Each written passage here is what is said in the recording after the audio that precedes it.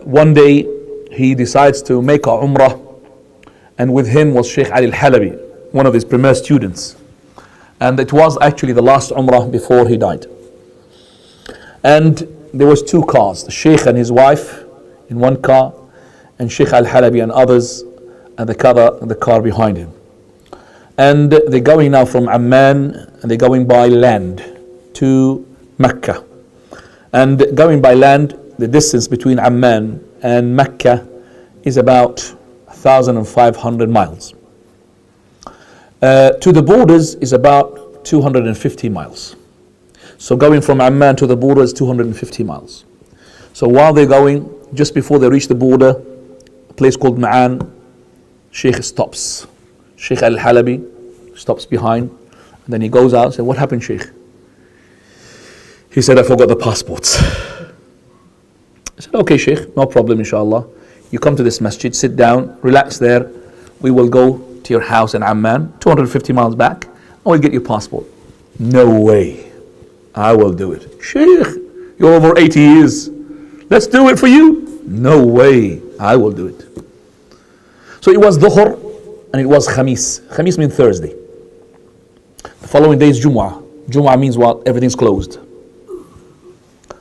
So the Shaykh went in the Dhuhr, so they expected him to go and come back. They will be midnight, Thursday night, midnight maximum, they will be back. He'll get the passport. So hours passes hours, midnight came. There was no mobile at that time. Only the landlines. Phoning the Shaykh's house, nobody's responding. The following day, Shaykh hasn't come. It's been 24 hours. Jumu'ah the following day.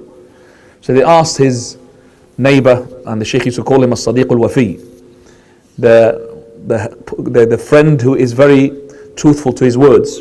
And Shaykh Azad Khadr, he died, rahimahullah. Shaykh Azad Khadr, they asked him, the Shaykh so and so happened to him, can you just check? He said, okay. He's his neighbor. He just went to the house, and after a minute, the Shaykh responded to the call. When they made a call again to his house, he responded to the call. "What happened, Shaykh?" He said, "I went to the house and I got the passports." And before he said these words, he said, "Aba Allahu illa an ya'ju ma'ud al-Albaane." I like these words. Allah insisted, and ya'jum means yakhtabir. He tests the Albaane. He has to test him. Endurance. So I picked up the passports and I went to the border. And the Shaykh, they're waiting. The following, they were in Tabuk now. The other Shaykh, Shaykh Ali, they had passed the border and they're waiting to him on the other side in Tabuk. So he went to the border, and then he found that the passport ran out of date. Expired. So back the Shaykh to Amman. Because the following day's Jumu'ah is closed. They have to wait until what? Saturday. Those days, Saturdays are okay. Now Saturdays is a holiday as well. They have to wait Saturday. Shaykh, during 48 hours, he crossed more than 2,000 miles. That's called the patience. If anything of this nature happened to any one of you, what happens? Allah ma katab lish nasib. There is no nasib for me, khalas, I stay home. That's it. I don't think Allah wants me to go to Umrah. Isn't it? You take to the passport, you find that you've got no passport, you go back and you bring the passport, it's expired. Finished in the story, I'm not going to go. But this is the patience. Shaykh al-Albaane was known to be patient. Rahimahullah, the story of his trip into knowledge is amazing in itself. That the Shaykh, rahimahullah, he was in the Maktab al-Zahiriyya. Maktab al-Zahiriyya is a huge public library in Syria, in Damascus. And the Shaykh was looking for a risala, a treatise. It's called Dhamm al-Malahi. And this treatise, he can't find the manuscript of it. He's looking for it. And he said maybe it is not being written, maybe the one who been sewing the manuscripts, he sewed it in another volume. So the Shaykh, he was trying, maybe let me read this shelf. Maybe it is there. Maybe it's been sewn, they used to sew the treaties and the papers. Maybe it's been sewn in this shelf. So he read the shelf. No, it could be sewn in this section. So he read this section. Maybe another section, another section.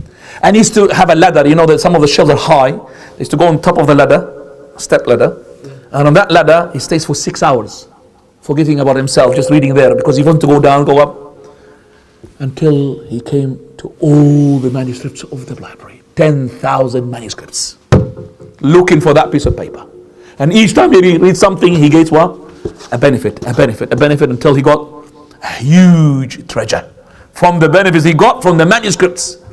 He collected 40,000 hadiths from those manuscripts with their narrations, with their isnad, from who, and this is the data that the Shaykh Al-Albaani takes from when he made Silsila Sahiha, Silsila Da'ifa and other books. From those 40,000 hadiths with isnad, each used to make a volume, each one hadith, and it's got the isnad, referring it to manuscript that never been seen, they've never been printed.